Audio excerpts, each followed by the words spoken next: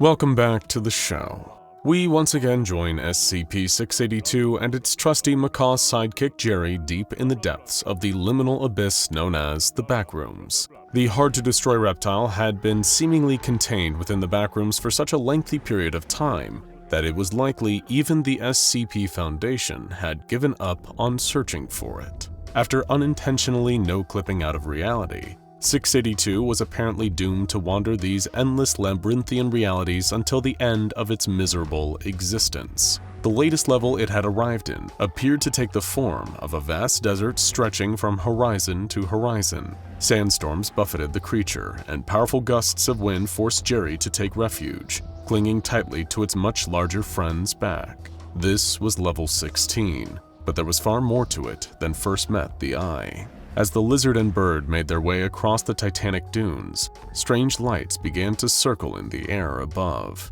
These were entities known as light guides, singularities of pale light that bore a strong resemblance to will-o'-the-wisp, ghostly fire elementals out of folklore. Much like the mysterious wisps of legend, light guides appear to travelers in the Backrooms whenever there is an impending danger. You'd think with all the malicious entities and bizarre hazards that SCP-682 had encountered in the previous levels, it would have seen a lot more of these. But considering how dangerous 682 itself was, the light guides probably had their non-existent hands full keeping other travelers away from it. Either way, their numbers and proximity meant that whatever was about to happen was going to be something perilous. Jerry squawked and nibbled at SCP-682 with his beak, trying to warn the reptile of the danger. 682 had no idea what to expect, but made sure to have its guard up and keep its avian companion close. The creature's instincts were sharp as ever, and the second that the level began to rearrange itself,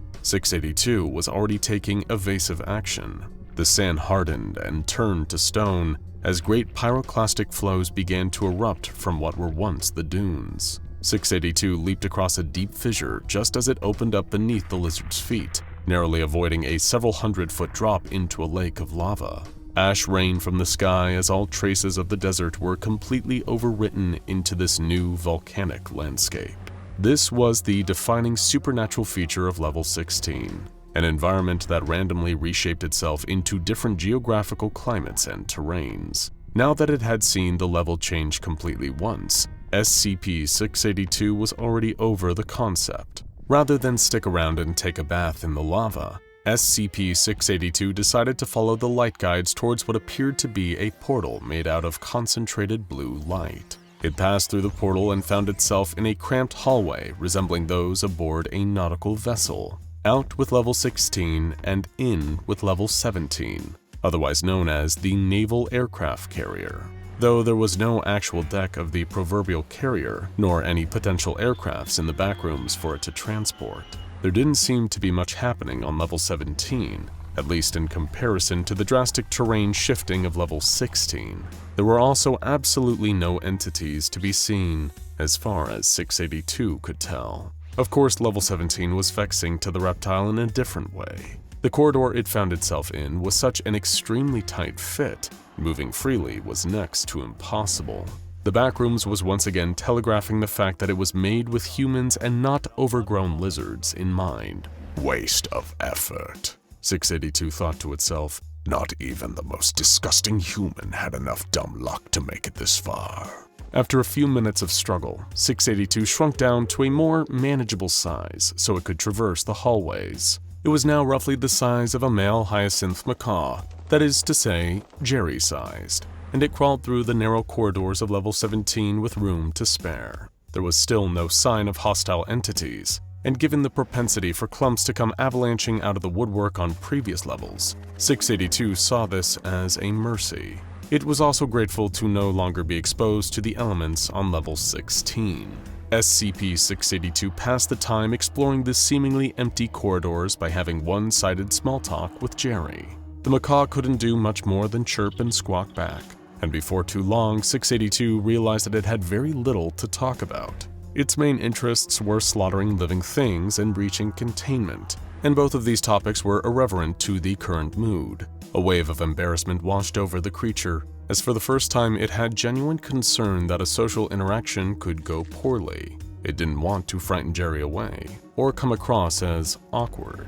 It was just that conversation with like-minded anomalies had been far easier at the Foundation, since the shared experience of being contained was always a good starting point. The reptile also had fond memories of the time it got to chat with SCP-079, an old AI that the Foundation secured around the same time as itself. Though it was an unusual feeling for a creature so filled with contempt and hatred, SCP-682 had started to realize that it wanted to build the same kind of rapport with Jerry. Maybe getting lost in the Backrooms was exactly the kind of life experience it needed to become more approachable to the few beings it could respect. That being said, the current level it was on was rather underwhelming as a way of making memories. Just then, SCP-682 saw what appeared to be an ordinary human up ahead.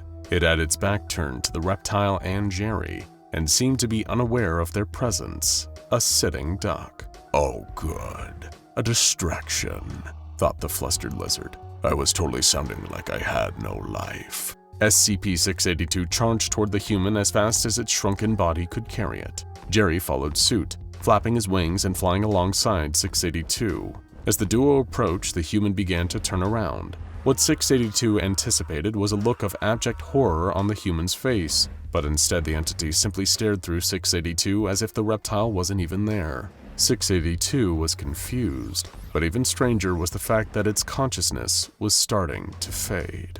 682 blinked, and in what felt like a second later, it awoke at full size, half-wedged in an aircraft carrier doorway. Jerry was squawking up a storm, and that was presumably what had woken 682 back up. It also seemed that making eye contact with that humanoid entity had somehow caused 682 to faint temporarily. The entity itself was long gone, much to 682's chagrin. This phenomenon was easy enough for any expert in Backrooms lore to explain, as Level 17 was home to unique entities known as imprints, which resembled humans but had the supernatural ability to induce brain death in anything that looked them in the eyes. Even so, this was an unacceptable outcome to SCP-682. Had the entities been growing stronger as the level number went higher? Or was the reptile simply losing its mental fortitude? Maybe all the strange properties of this place were compounding on the creature and slowly making it go soft. 682 shrunk down again and shook off the shame of its encounter with the imprint. The only way to prove that it was better than the Backrooms was by advancing through all the levels and taking down whatever entities stood in its way. This would probably mean facing at least one more pompous jerk with a spear, like Tiny and Argos before. And 682 relished the chance to triumph in another bout of single combat. Besides, if another fair fight like those were to take place, 682 would be able to show off how strong it was to Jerry. That alone was reason enough to find the entrance to the next level. The time for brooding was over. It was now time for action and adventure. Even if it took 100 years, 682 would not rest until it made it through every level of the Backrooms and left the entire hellish dimension devoid of the life it so despised. It wandered the hallways of level 17 until it found a door that was discolored compared to the other ones, almost as if there was a photo-negative spotlight shining on it from the other side. It was about to pass through when the same imprint it had encountered earlier stepped into the hallway. Fool me once, 682 growled, and confidently initiated a staring contest with the creature. That feeling of losing consciousness was felt immediately, but this time 682 suppressed it through sheer will. With all of its vast brain power, it fought to stay awake, and even began to concentrate the distressing emotions into its gaze. The imprint stood and continued to look at 682, but within mere moments, the entity was frothing at the mouth and falling backwards against the wall, as the effects of its own stare were reflected back at it through a mirror. 682 may have been caught off guard the first time, but its signature adaptation abilities meant that there was never a second time. Exit stage right. The reptile opened the door to the next level and moved on to level 18, which was known as the Level of Memories. Level 18 was said to take on a subjective appearance that was different to every individual wanderer, but would usually resemble a place from childhood. This was no different for 682, and the hard-to-destroy reptile was shocked to find itself in the very same primeval forest where it and its countless siblings first went to war against ancient humankind. There were even corpses littered around like in the futuristic hallways of level 15, only these dead creatures were far more familiar to the reptile. The vast majority were human warriors in Bronze Age armor, still gripping antiquated weapons such as swords and axes. Among these fallen humans were the occasional dead giant beasts, though these bodies were rather few in number, as casualties on the SCP-682 side of this war had been almost non-existent. 682 had never thought it would see this place, or those of its kind that were too weak to survive the battlefield again. It was a strange and uncomfortable feeling, not helped by the raspy whispering voices that seemed to linger in the wind of level 18. Your father will never look for you, for he has already transcended that momentary flash of anger that brought you and the rest of your litter into being. He only has further use for your mother, his bride. She is worth 1,000,000 of you, no matter how many battles you fought in the name of his hate. Despite the ghoulish intensity of the whispering voices, the words they said were clear and direct, impossible to mistake. But the part that really caused SCP-682's blood to boil was the fact that these voices seemed to know more about its past than even the Foundation did. Tell me, disgraced Prince of Wrath, what hurts more? The fact that you proved weak enough to fall into the clutches of your greatest enemies, or the fact that those same lab coats and soldiers were the first ones that allowed you an identity of your own, distinct from the whims of your pathetic father? Lost in the wicked siren song of level 18's voices, 682 suddenly noticed that Jerry had flown off again, or perhaps he had never entered level 18 with the reptile at all. It called out for the macaw, but there was no answer. 682 found all of this to be very distressing, especially since these whispers seemed to come from some powerful unseen force that knew exactly what the reptile viewed as its greatest failures. It was different from the influx of negative thoughts that level 14 caused, since that had been a product of 682's own mind. What was happening here on level 18 was different, a separate, malevolent consciousness. Perhaps the creator of the Backrooms itself was completely aware of all of 682's childhood trauma and was deliberately using it against the creature. Physical threats were one thing that 682 had always been able to overcome, but a psychological attack of this degree was beyond the capabilities of even the Foundation. Still, there had to be a way out of level 18, or at least a way back to Jerry. Either would have given 682 a bit of breathing room from the influence of the whispers. Fortunately, things weren't quite as dire as they seemed, as SCP-682 was about to be reminded that not all the entities in the Backrooms meant to do harm. Enter Entity 198, nicknamed the Plush Dino by the explorer who first discovered it. While level 18 is not the only level of the Backrooms it can appear on, the Plush Dino often patrols the reality of childhood memories in search of wanderers in distress, and in the compromised psychological state it was in right now, SCP-682 surprisingly fit that description, thus prompting Entity 198 to come to its aid. At first, SCP-682 didn't know what to make of this peculiar synthetic-looking entity. It approached with no ill will and wordlessly attempted to comfort the reptile through gentle contact. SCP-682 swiped at the creature with its claw. As always, it was not in the mood for cuddling with a stuffed toy.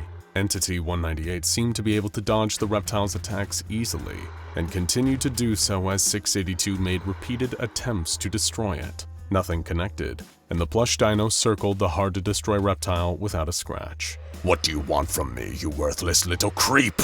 682 screamed at the dino, at which point the entity turned and started to speed away in a random direction. 682 gave chase, pursuing Entity 198 through its own childhood memories, towards what appeared to be the door that had led it into level 18 to begin with. The Plush Dino opened the door and proceeded to walk the dinosaur into the door. Without even considering whether doing so would send itself back to level 17, SCP-682 followed the Plush Dino and instead found itself in the Backrooms level 19, the attic. Turns out that being blinded by anger always helps one get further in life. That's a positive lesson with no unfortunate implications. Jerry had already arrived in level 19 prior to 682, so chasing the plush dino was even more of a smart decision than the reptile could have imagined. Jerry!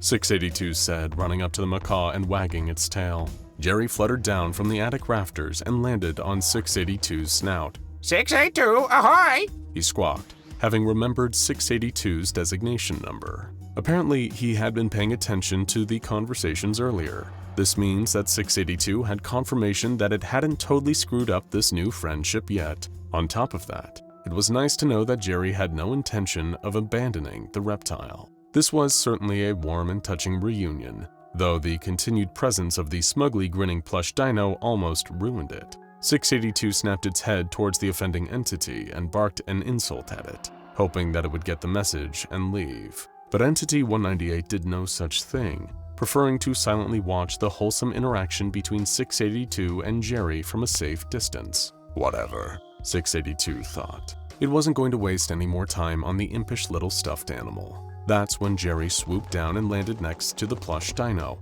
198! Jerry squawked. He then waddled across the wooden attic floorboards in between 682 and 198 and squawked again. It was as if he was trying to introduce the two, and this mortified 682. Was this thing a friend of Jerry's? And if so, did that mean he was going to have to coexist with it? At the very least, the plush dino didn't seem to be alive in the conventional sense. But whether that meant it was an animated object or some kind of machine remained as vague and mysterious as most things in the Backrooms. Even though it didn't technically fall into the very broad category of living organism that 682 wanted to wipe out, that didn't automatically disqualify the miniature monster as being disgusting.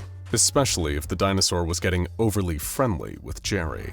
The blue hyacinth macaw belonged to 682 and it didn't feel like sharing. Especially not with some clingy toy.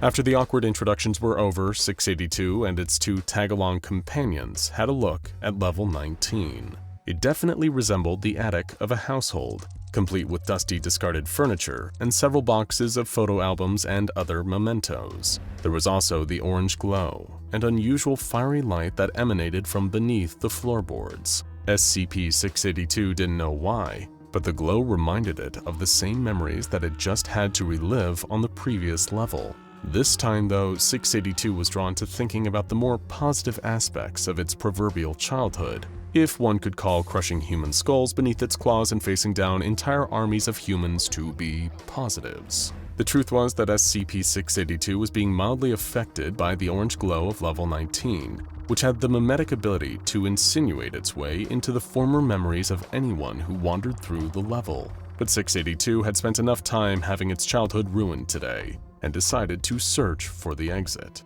After all, if there were no entities present on this floor, it would be a waste of time to stick around and play into the hands of whatever was making that orange glow. Thankfully, it seemed that the Entity 198 was already one step ahead of 682 in the hunt for an exit. The plush dino had located a severely damaged wooden door with the number 20 painted in orange on its surface. No doubt this was the entrance to the next level. SCP-682 was still very annoyed that the plush dino had insisted on hanging around, but if it was going to actually be useful, the reptile would be sure to make the most of it. 682, Jerry, and the dino entered the broken doorway and found themselves inside of a wide open warehouse room. There were several corridors leading out of the room that appeared to be filled with crates on wooden and plastic pallets. This was level 20, the warehouse. Although it resembled many earlier floors of the Backrooms, it was surprisingly finite. Both the corridors and the room were not of an unusual size compared to their equivalents in the real world. And according to explorers, the warehouse itself was only about 300 kilometers wide at the most. Those stats weren't especially impressive if you asked SCP-682. Whatever happened to the infinite labyrinths of liminal spaces? SCP-682 wondered. Ever since the city level, it's been nothing but confined spaces, weird mind-screw ones, and that landscape that kept changing for no reason. What happened to the classic Backrooms? SCP-682 quickly came to its senses and realized what it was thinking. Classic Backrooms? It sounded like one of those snobby Foundation researchers deciding what was a genuine SCP and what wasn't, based on some incredibly arbitrary standard. Besides, there were no levels of the Backrooms that were remotely acceptable for 682, other than maybe level 9, and breaking them down into further categories went against the Reptile's ultimate goal of destroying this horrendous place and everything associated with it. It wouldn't become like the Foundation it hated by being specific and thorough. Broad sweeping statements were more SCP-682 style, and when it came to the Backrooms, every level was equally disgusting. 682 turned to its companions and growled with what seemed to be excitement. Jerry, let's get moving. You too, piece of garbage dinosaur. Now go check out Could SCP-682 Be Contained in the Backrooms? And SCP-682 slaughters through the Backrooms for more of our favorite reptilian menace taking on the Backrooms.